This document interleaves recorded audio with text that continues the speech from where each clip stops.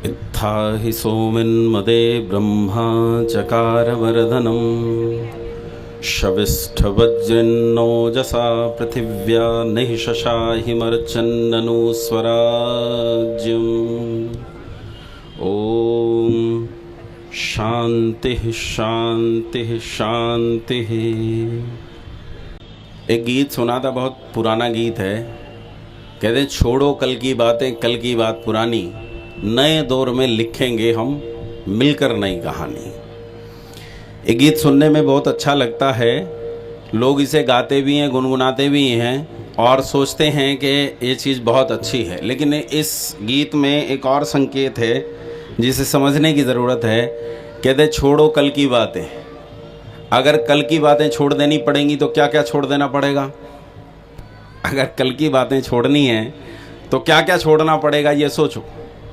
हमें छोड़ना पड़ेगा दर्शन, हमें छोड़ना पड़ेगा उपनिषद, हमें छोड़ने पड़ेंगे अपने माता पिताओं के व्यवहार। भाई ये कहते हैं कि कल की बात जो बुरी हैं वो सब छोड़ दें, यहाँ तक तो ठीक था, लेकिन सभी बातें छोड़ दें, ये बात तो हजम होने वाली नहीं है। कहते हैं छोड़ो कल की बातें, कल की बात पुरानी, और नए दौर में लिखेंगे हम मिलकर नई कहानी।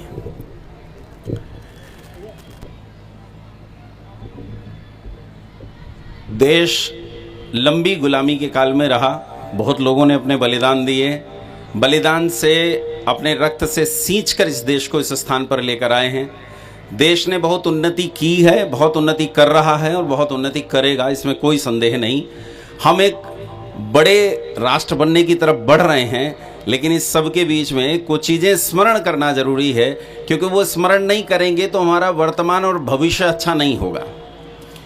कई बार हम कुछ लोगों से कहते हैं कि भाई साहब थोड़ा बहुत इधर ध्यान दो, थोड़ा समाज की तरफ, राष्ट्र की तरफ ध्यान दो, तो वो कहते हैं जी हमारी तो बीत चुकी है, अब तो आने वाला भविष्य ये बच्चे हैं, आप बच्चों पर ध्यान दीजिए, हमें छोड़ दीजिए। लेकिन एक प्रश्न आप लोगों से पूछना चाहता हूँ, उत्तर जरूर देना मुझे। जिसका वर्तमान बिगड़ा हुआ हो उसका भविष्य अच्छा हो सकता है? हो सकता है? जिसका वर्तमान खराब हो उसका भविष्य सुंदर हो सकता है? भविष्य उसका सुंदर होता है जिसका वर्तमान पुरुषार्थ से भरा हो और जिसका वर्तमान सुंदर हो। इसलिए जरूरत है अपने वर्तमान पर काम करने की। अतीत हमें प्रेरणा देता है, वर्तमान पर काम किया जाता है तब भविष्य बनता है। आइए अतीत से थोड़ी सी प्रेरणा लें। अभी बहुत बढ़िया बात भ्राता जी ने कही, विनय जी ने, कि आजकल पूरे देश में एक चर्चा चली हुई है। मेरे पास समय बहुत कम है तो जल्दी जल्दी चीज़ें बता रहा हूँ। अंबेडकर जी का नाम इस समय देश में बड़े स्तर पर लिया जा रहा है और अंबेडकर के नाम पर इस देश में बड़ा बवाल इस समय संसद से लेकर सड़क तक फैला हुआ है। बंधुओं, मैं भी अंबेडकर जी को बहुत महान व्यक्ति मानता हूँ, छोटा नहीं मानता। आजकल जो अपने आप को अंबेडकरवादी कहते हुए घूमते हैं या गले में नीले पटके डालकर समझते हैं हम अंबेडकरवादी हो गए, इनमें से एक अंबेडकरवादी नहीं है कसम खाने के लिए, एक भी नहीं। ये सारे पेरियारवादी हैं। पेरियारवाद में और अंबेडकरवाद में महान अंतर है। याद रखना, पेरियार की और अंबेडकर की आपस में कभी बनी नहीं। अंबेडकर जी ने धर्म को कभी नहीं त्यागा, उन्होंने धर्म तत्व को कभी त्यागा नहीं, अपने जीवन में से धर्म को कभी अलग नहीं किया। जबकि पेरियार धर्म को मानता नहीं था। पेरियार कहता था कि धर्म तो अफीम है, धर्म तो नशा है जो मूर्खों पर शासन करने के लिए चतुर लोग इस्तेमाल करते हैं। इसके मुकाबले अंबेडकर जी का दूसरा ही कथन था। अंबेडकर कहते हैं बिना धर्म के कोई व्यक्ति मनुष्य नहीं हो सकता, मनुष्य होना है तो उसके जीवन में धर्म बहुत जरूरी है। मैं हमेशा एक चीज कहा करता हूं, एजुकेशन में जब हम पढ़ते हैं तो एजुकेशन में दो तरह की एजुकेशन होती है। एक एकेडमिक एजुकेशन होती है और दूसरी लाइफ एजुकेशन होती है। एकेडमिक एजुकेशन वही है जो आप पढ़ते हो, ये chemistry, physics, mathematics, history, geography, ये सब एकेडमिक एजुकेशन में आ जाता है। जितना टेन थीटा कॉस थीटा आप पढ़ते हो, ये सारा टेन थीटा कॉस थीटा, ये सारा अल्कोहल, कीटोन और एल्डिहाइड जितना है, ये सब का सब एकेडमिक एजुकेशन में आ जाता है। लेकिन लाइफ एजुकेशन कुछ और ही होती है और वो लाइफ एजुकेशन धर्म के सिवाय कहीं और से नहीं मिलती है। जो लाइफ एजुकेशन है उसी का नाम धर्म है।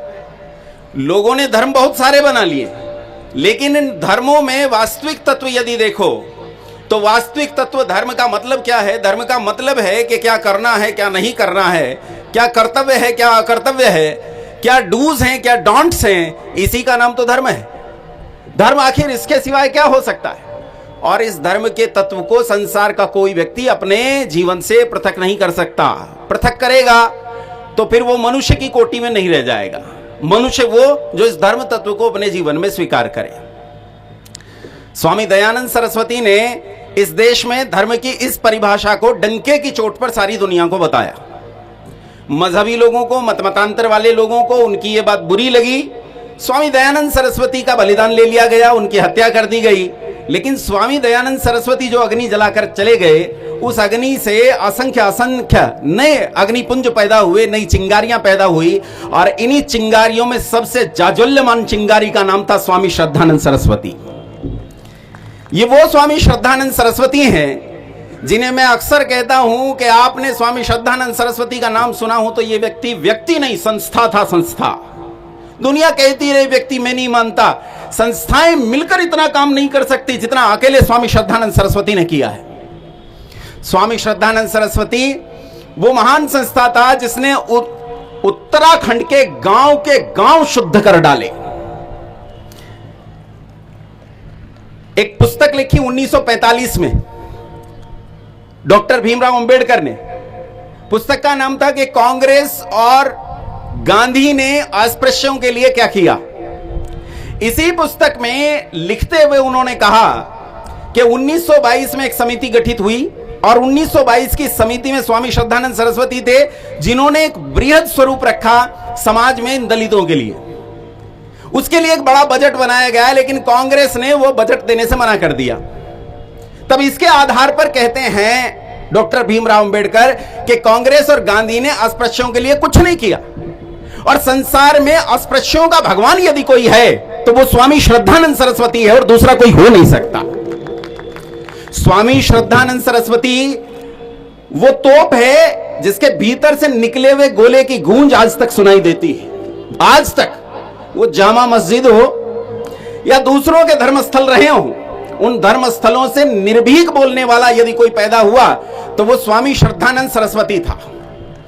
बंधुओं, यहां से एक बात आपको कहकर जाना चाहता हूं। यहीं की एक घटना बहुत प्रसिद्ध है स्वामी श्रद्धानंद सरस्वती के संबंध में कि यहां चांदनी चौक पर दुनिया की सबसे ताकतवर हुकूमत की संगीनें पकड़कर अपनी छाती पर लगाने वाला स्वामी श्रद्धानंद सरस्वती था। वीरता समाज का नेतृत्व करती है। मेरी बात ध्यान से सुनना, यह बहुत गहरी बात है और आज के समाज पर लागू करके इसे समझने का प्रयास करना। वक्ता होना बहुत सरल है, वक्ता होना बहुत सरल है। अब भाषा को अच्छे से बोलना जानते हो, आपके पास 4 शब्द हैं, आप अच्छे वक्ता हो सकते हो। लेकिन निर्भीकता यह गुण सामान्य गुण नहीं है, वीरता सामान्य गुण नहीं है। यह वीरता का गुण बहुत जरूरी है। और याद रखना, यदि आपको अपने समाज को उन्नति देनी है, आपको अपने राष्ट्र की रक्षा करनी है, अपने समाज की रक्षा करनी है, आपको अपने निकाय की रक्षा करनी है, तो इस निकाय की रक्षा के लिए सबसे जरूरी चीज है कि आप जो नेतृत्व चुनो वो नेतृत्व वीरता से भरा हुआ होना चाहिए। कायर लोगों को नेतृत्व देकर अपने समाज को बर्बाद कर लोगे। कायर लोग कभी राष्ट्र की रक्षा नहीं किया करते, कभी नहीं करते। वक्ता होना सरल है, लेकिन वीर होना यह आसान काम नहीं है। यह नैसर्गिकता है और उसके बाद पुरुषार्थ पर खड़ा होता है। स्वामी श्रद्धानंद सरस्वती के भीतर यह वीरता कूट कूट कर भरी थी। आज जो लोग कहते हैं ना, जो कहा जाता है वीर भोग्या वसुंधरा, वो वीर भोग्या वसुंधरा एकदम सार्थक वाक्य है। इस सार्थक वाक्य को हमें अपने जीवन में उतारना चाहिए। स्वामी श्रद्धानंद सरस्वती ने न केवल दलितों के उद्धार के लिए अपना जीवन लगाया, अपितु उन्होंने इस देश में फैले हुए वो गरीब लोग जिन पर अत्याचार करके मुसलमान बना लिया गया था, उनके लिए वापसी का जो द्वार स्वामी दयानंद सरस्वती ने खोला था, उस द्वार को इतना चौड़ा किया कि उसके भीतर से भीड़ की भीड़ भीतर आ सके, हिंदू धर्म के भीतर। मित्रों, मैं अभी एक कार्यक्रम में गया था, बहुत बड़ा कार्यक्रम था। कार्यक्रम में इस देश के चुनिंदा 30 से 40 वक्ता आए हुए थे। चुनिंदा वक्ता थे, बड़े बड़े वक्ता थे। आप आश्चर्य करेंगे, दोपहर से पहले 4 सत्र हुए और चारों सत्र स्वामी श्रद्धानंद सरस्वती की भेंट चढ़ गए। उसमें बहुत बड़े बड़े संगठन आए हुए थे, उन्होंने अपनी बातें बहुत की कि हम ये कर रहे हैं, हमने ये किया, हमने ये किया, लेकिन एक का भी वक्तव्य ऐसा नहीं था जो स्वामी दयानंद सरस्वती और स्वामी श्रद्धानंद सरस्वती के बिना खाली चला जाए। मैं तो बहुत खुश हुआ, वहां बैठकर गौरव महसूस कर रहा था कि मेरे बाप के बिना किसी की हिम्मत नहीं है कि अपना वक्तव्य पूरा कर ले, किसी की हिम्मत नहीं हुई। लेकिन बंधुओं, एक चीज आप लोगों से कहना चाहता हूं, मैं विनय जी के साथ एक चीज से बहुत सहमत हूं। विनय जी ने मुझसे पहले यह बात कही थी और मैंने उनसे उसमें एक बात जोड़ने के लिए जरूर कहा था कि हम लोगों को गले लगाना चाहते हैं कि हम दलितों को अपने गले लगाना चाहिए। जो लोग ये काम नहीं कर सकते वो क्या करेंगे? यदि आप दलितोद्धार की बात करते हो तो दलितोद्धार की बात करते हुए सबसे पहले आप ये देखो, आपके घर में जो स्त्री काम करने आती है, आपका भोजन बनाने आती है, आपके बर्तन धोने आती है या आपके घर में झाड़ू लगाने आती है, आप उससे कितना प्रेम करते हो? क्या वो आपकी चारपाई पर बैठ सकती है? क्या वो आपकी कुर्सी पर बैठ सकती है? क्या आप उस भाई को अपने गले से लगा सकते हो? क्या उस स्त्री को माताएं अपने गले से लगा सकती हैं? और नहीं लगा पाते हैं तो कुछ अभी समस्या है। इस समस्या को दूर करने के लिए प्रयास किया जाना चाहिए। दलितोद्धार के साथ साथ एक काम बहुत जरूरी है जो बहुत आवश्यक है। मित्रों, मैं जहां से रहता हूं, जहां मैं रहता हूं, जहां मेरा गुरुकुल चलता है, यह स्थान कोई सामान्य स्थान नहीं है। यह स्थान भी स्वामी श्रद्धानंद सरस्वती से जुड़ा हुआ है। मैं जनपद मुजफ्फरनगर एक स्थान है पश्चिमी उत्तर प्रदेश में, कुछ लोगों ने नाम सुना होगा। अरे अब तो दिल्ली घेर के सुना दिया हमने। मुजफ्फरनगर में एक प्रसिद्ध जगह है, एक कस्बा है छोटा सा, उसका नाम है चरथावल। और चरथावल में गुरुकुल कांगड़ी के एक बहुत बड़े विद्वान हुए जिन्होंने कुछ दिन गुरुकुल कांगड़ी को संभाला था, 1 वर्ष तक कुलपति के स्थान पर। उनका नाम था आचार्य अभय देव। नाम सुना है सबने? वैदिक विनय नाम की प्रसिद्ध पुस्तक हुई है, मैं इसी घर में पैदा हुआ हूं। आचार्य अभय देव जी स्वामी श्रद्धानंद सरस्वती के शिष्य थे और स्वामी श्रद्धानंद सरस्वती ने आचार्य अभय देव जी के पिताजी में हमारे यहां आर्य समाज में आकर, आज भी पत्थर लगा हुआ है, 4 मुसलमान राजपूतों की शुद्धि की थी और शुद्धि की दक्षिणा में 23 बीघा जमीन स्वामी श्रद्धानंद सरस्वती को दे दी थी। ये 23 बीघा जमीन आज स्वामी जी ने तो ली नहीं। स्वामी जी बोले भैया हम क्या करें, हमने तो अपना ही सब दे दिया, तुम इस आर्य समाज को दे दो। वो आर्य समाज को दी गई, वो नहीं है, क्या हुआ क्या नहीं हुआ उस विवाद में मैं नहीं जाऊंगा, वो एक अलग विषय है। लेकिन मैं उस जमीन से हूं जिस जमीन पर स्वामी श्रद्धानंद सरस्वती के पांव पड़े और वहां शुद्धि का कार्य शुरू हुआ। लेकिन आज की परिस्थिति यह है कि जहां मेरा गुरुकुल चलता है वही आचार्य अभय देव जी का गुरुकुल है, ये जो मैं चलाता हूं। जहां आचार्य जी का गुरुकुल चलता है, जहां मैं गुरुकुल चलाता हूं, वो जगह चारों तरफ 95% मुसलमानों से घिरी हुई है। 95%, 95%। आप विचार करके देखो कि कहां हम जीते हैं, कैसे जीते हैं, हमारे बालक कितने सुरक्षित कितने असुरक्षित। नन्हे बालकों को हमें वहां से विस्थापित करके एक दूसरे स्थान पर स्थापित करना पड़ा। 80 बालक एक दूसरे स्थान पर पढ़ते हैं, वहां जाकर हम रहते हैं। आज पूरे देश की हालत यह है, बंगाल में एक जिला है 24 परगना, वो 24 परगना जिला और उसके आसपास के 9 जिले 90% मुसलमान रहते हैं वहां, 90%।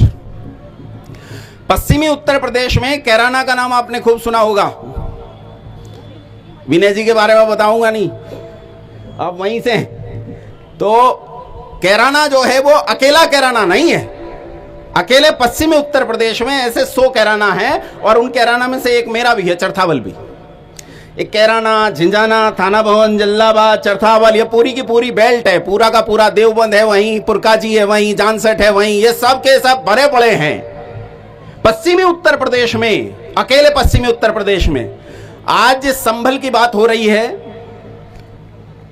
उस संभल में मैं बहुत बड़े उच्चाधिकारी हैं प्रशासन के, मैं नाम नहीं लूंगा, उन्हें समस्या होती है। मेरी घंटों बात हुई, उन्होंने कहा कि आचार्य जी दुनिया में सबसे बड़ा पलायन कश्मीर में नहीं हुआ, सबसे बड़ा पलायन इस संभल से हुआ है, सबसे बड़ा पलायन संभल से हुआ है। संभल, अमरोहा, बिजनौर और वहीं मुरादाबाद, ये इलाके ऐसे हैं जहां आबादी उनकी 50% से ऊपर जा चुकी है।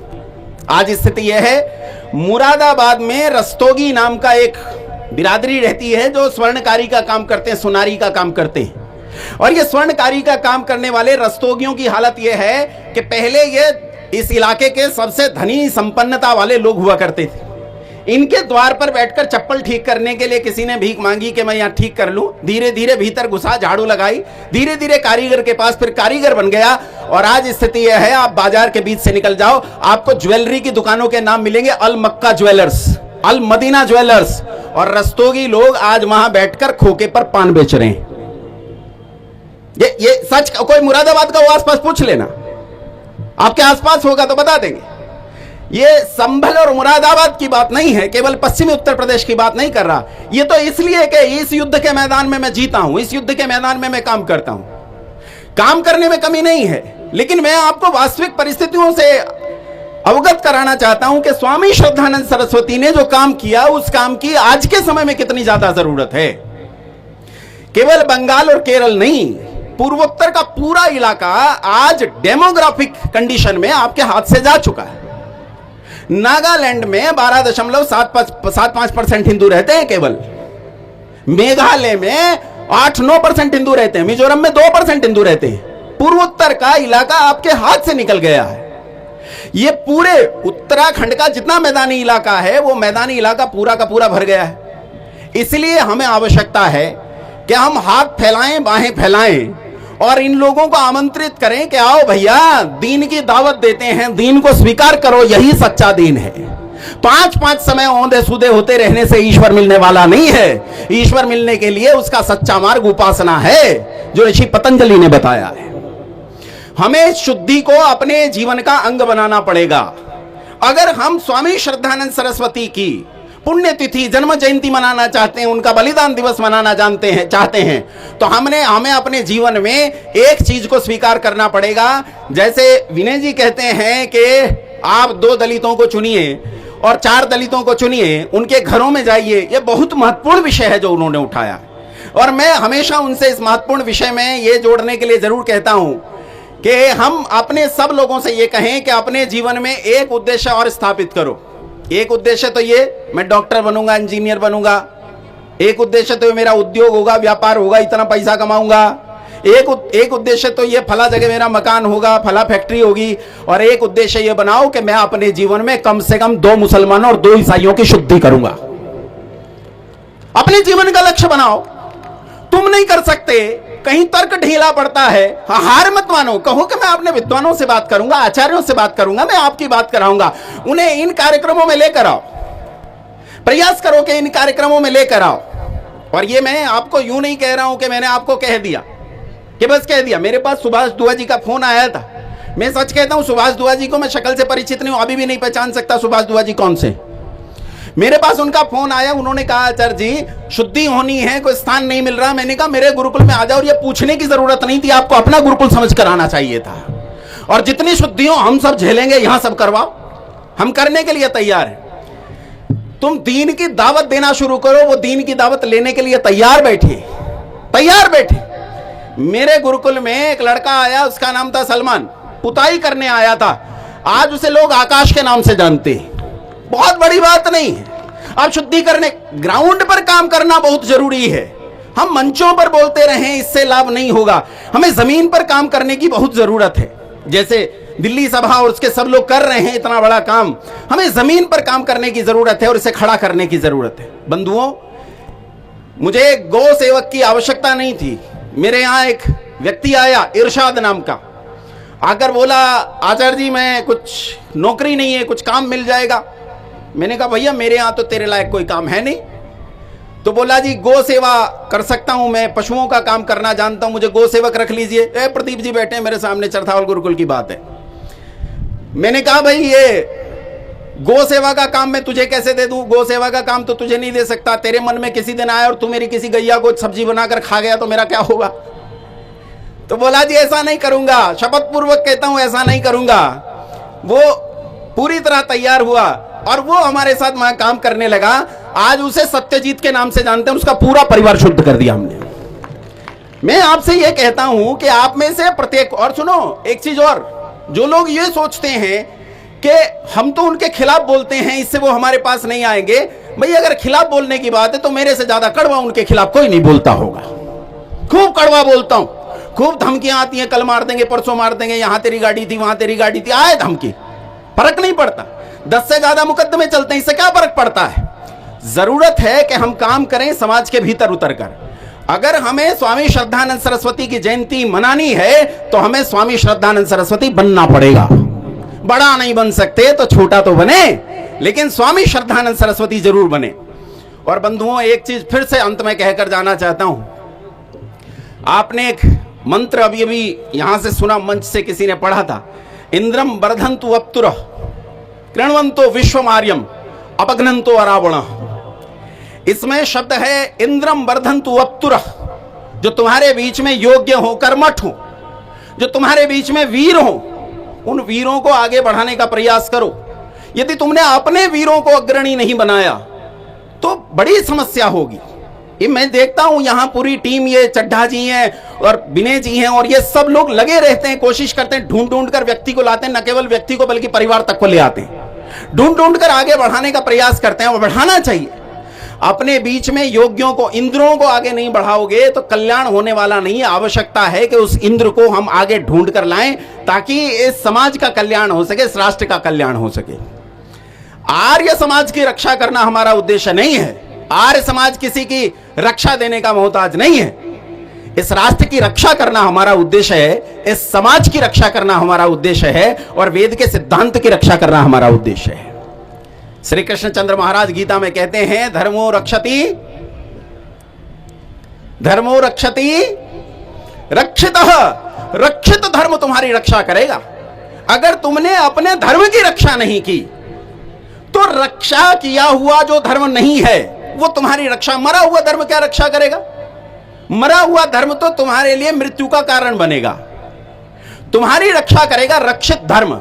मैं आर्य समाजी आदमी हूं, मैं कहता हूं, मैं समाज में जाता हूं, बहुत सारे लोगों से मिलता हूं, वो लोग कहते हैं साहब ये काम कर लो, मैं हाथ जोड़ लेता हूं, करो भैया, मैं आपके साथ खड़ा हूं, आपको तो नहीं रोक रहा, लेकिन मैं मेरे धर्म की रक्षा करने के लिए तैयार हूं, अपने धर्म को छोड़ने के लिए तैयार नहीं हूं। मैं अपना धर्म नहीं छोड़ूंगा। मैं मंच पर खड़ा होकर बड़े बड़े भाषण दूं कृष्ण जी के बारे में कि कृष्ण जी कितने बड़े चक्रवर्ती थे, कैसे चक्र सुदर्शन चलाकर उन्होंने दुष्टों का संहार किया, और ये नाचने गाने वाले लोग ये बर्बाद कर रहे हैं श्री कृष्ण को, और मैं ही उन कार्यों में लिप्त हो जाऊं, तो यह नेतृत्व नहीं हो सकता और राष्ट्र की रक्षा नहीं कर सकता। इसलिए आपसे कहना चाहता हूं, स्पष्ट तौर पर यह कहना चाहता हूं कि अपने समाज को बचाना है तो अपने धर्म की रक्षा करो। मैंने थोड़ी सी बात आपके बीच में रखी, बहुत धैर्य से आपने सुना, बहुत धन्यवाद। आप सभी को सादर प्रणाम।